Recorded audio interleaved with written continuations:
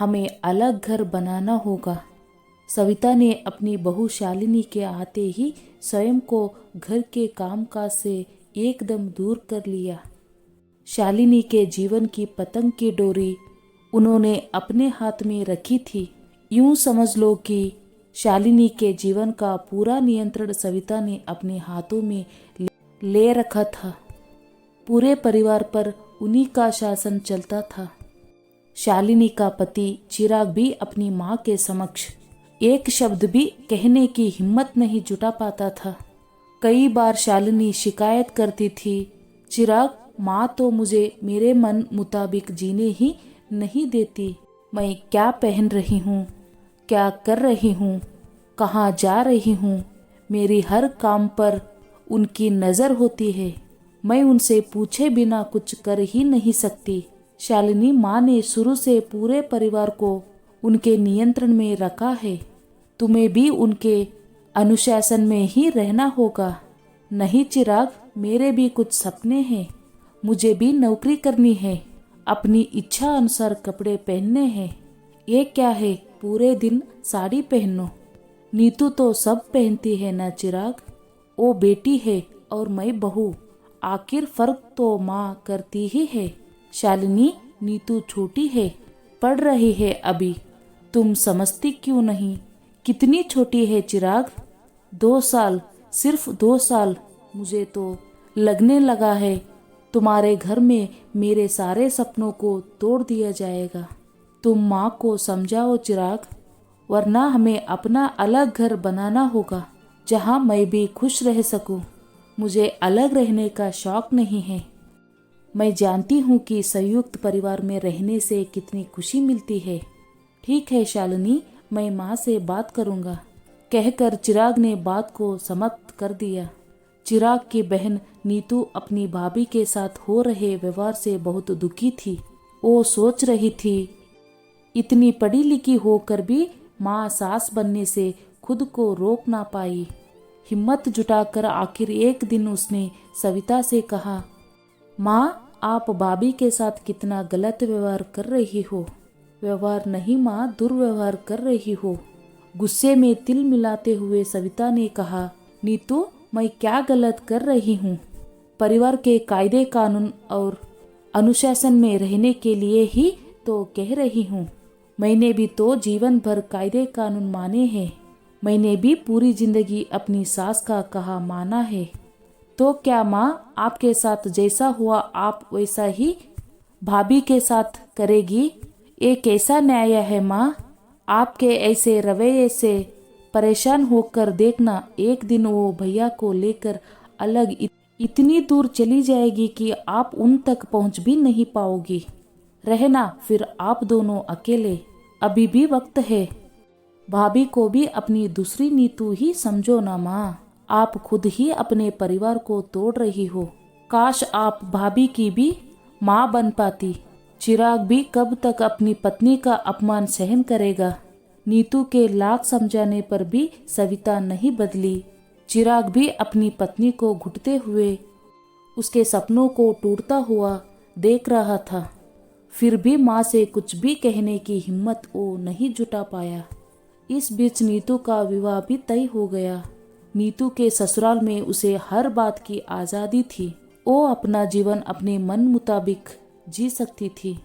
उसकी सास का स्वभाव उसकी माँ से एकदम ही अलग था। कुछ ही दिनों में नीतू अपनी सास विनीता से इतनी जुड़ गई कि अपने मन की हर बात वो उनके साथ बांटने लगी।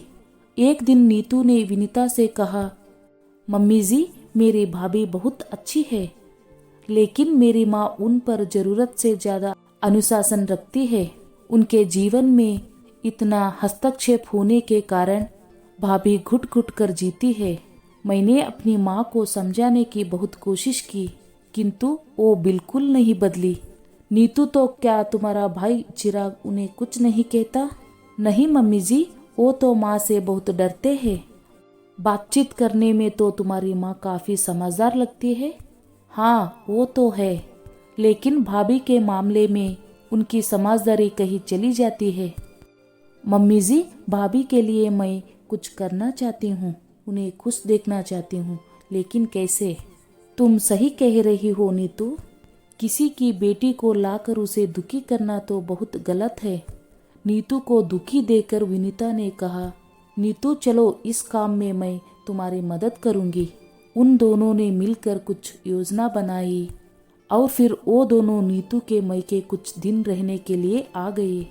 यूं तो नीतू कभी भी साड़ी नहीं पहनती थी, किंतु उस दिन साड़ी पहनकर सर ढककर अपनी माँ के समक्ष आई।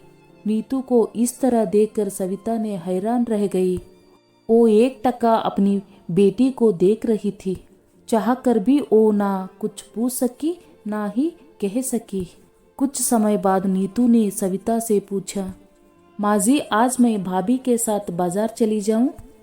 विनीता ने स्पष्ट शब्दों में उसे कहा, नीतू कोई ज़रूरत नहीं, पिछले माह ही तो गई थी, बार बार क्यों जाना है?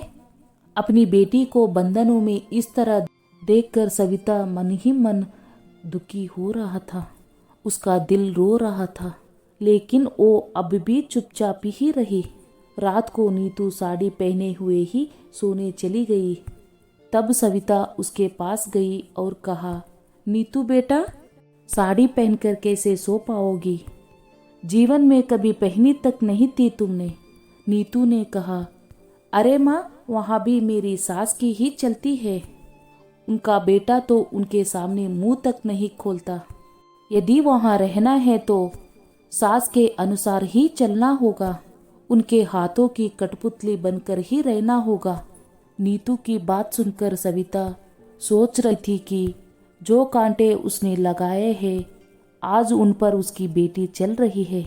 ये उसके कर्मों का फल है जो उसके बेटी भोग रही है। भगवान उसकी गलती की सजा उसकी बेटी को दे रहा है। नीतू ने अपनी माँ के ख्यालों को तोड़ते हुए कहा, कोई बात नहीं माँ, जैसे भाभी की आदत पड़ गई वैसे ही मेरी भी पड़ जाएगी। मेरा पति भी भैया जैसा ही है, मम्मी जी की गलत बात पर भी चुप ही रहता है। यदि वो बोलने की हिम्मत दिखाता तो मुझे भी अपने अनुसार जीना नसीब हो पाता, किंतु नीतू के मुंह से निकला हर बात आज सविता पर प्रहार कर रहा था। वो नीतू की बातों का कोई जवाब नहीं दे पाई और ना ही विनीता से कुछ पूछ पाई। देखते ही देखते एक हफ्ता गुजर गया, लेकिन अब तक विनीता ने सविता में शालिनी को लेकर कोई बदलाव नहीं देखा। सविता केवल अपनी बेटी के लिए ही तड़प रही थी। विनीता से रहा नहीं गया और आखिरकार उसने सविता से कहा, सविता जी, हम सुबह अपने घर लौट जाएंगे, माफ़ कीजिएगा। हम दोनों ये सोचकर आए थे कि अपनी बेटी को इस हाल में देखकर आपका दिल तुरंत ही बदल जाएगा। आपका व्यवहार आपकी बहू के साथ बेटी जैसा हो जाएगा, किंतु मुझे ऐसा लगता है कि आप शायद ऐसा कभी नहीं कर पाएगी। सविता जी, नीतू मेरे घर में संपूर्ण रूप से स्वतंत्र है, जो चाहे कर सकती है। खुद की जिंदगी वो खुद के अनुसार जी सकती है, उस पर किसी का कोई दबाव नहीं है। हमने ये नाटक आपके हृदय परिवर्तन के लिए किया था, लेकिन शायद हमारा नाटक भी आपको बदल ना पाया। हम नाकामयाब हो गए। सविता नीचे सर झुकाकर शर्मिंदा होते हुए आंसू बहा रही थी। वो विनीता से नज़र नहीं मिला पा रही थी। विनीता ने कहा, सविता जी, नीतू शालिनी से बहुत प्यार करती है। उसे इस तरह के बंधन में देखकर हमेशा दुखी रहती है। मैं कभी उसे दुखी नहीं देख सकती, इसलिए हमने एक कदम उठाया था। हमने जो कुछ भी सहन किया है ना सविता जी, हमें उस पद्धति को तोड़ना होगा। हमें आज की बेटी को आज के माहौल के अनुसार, उसकी इच्छा अनुसार उसे जीने देना होगा। हमारे साथ जो हुआ हम वही उनके साथ क्यों करें? इतना कहकर विनीता वहाँ से जाने लगी। तब सविता ने कहा, विनीता जी रुकिए, और वो विनीता के गले लगकर रोने लगी। विनीता ने उसे चुप कराया। उसी समय सविता ने शालिनी को आवाज़ देकर बुलाया, शालिनी तुरंत ही वहां आ गई और पूछा, जी माँ जी, क्यों बुलाया आपने? कुछ काम है? हाँ बेटा, जो आज तक मैं नहीं कर पाई वही काम है, कहकर विनीता ने शालिनी को गले लगा लिया और कहा, अब तुम्हारे ऊपर किसी का कोई दबाव नहीं होगा। तुम जो चाहो वो कर सकती हो, पहन सकती हो। शालिनी, कल हम सब बाजार चलेंगे और तुम्हारे लिए तुम्हारी पसंद की बहुत सारी शॉपिंग करेंगे। मैंने तुम्हारे साथ अच्छा व्यवहार नहीं किया, मुझे माफ़ कर दो बेटा। प्लीज़ ऐसा मत कहो माँ। कहते हुए शालिनी की आंखों से आंसू आ गई। शालिनी सोच रही थी कि यदि हर नारी की मानसिकता नीतू और विनीता आंटी जैसे हो जाए तो किसी भी परिवार में फिर सास बहू के रिश्ते के बीच कोई मतभेद और कोई समस्या ही ना रहे। हर रिश्ता नीतू और विनीता आंटी जैसा प्यार से भरपूर हो। शालिनी ने अनीता को थैंक यू कहते हुए गले से लगा लिया। वो सोच रही थी कि यदि हर परिवार में नीतू जैसी ननंद हो तो कोई भाभी अपने अधिकारों से वंचित नहीं रह सकती। उसके बाद शालिनी ने अलग घर बनाने के विचारों को हमेशा हमेशा के लिए अपने मन से निकाल दिया। सविता ने भी अपने घर में एक अलग ही खुशी और सुख को महसूस किया और मन ही मन नीतू और विनीता को धन्यवाद दिया।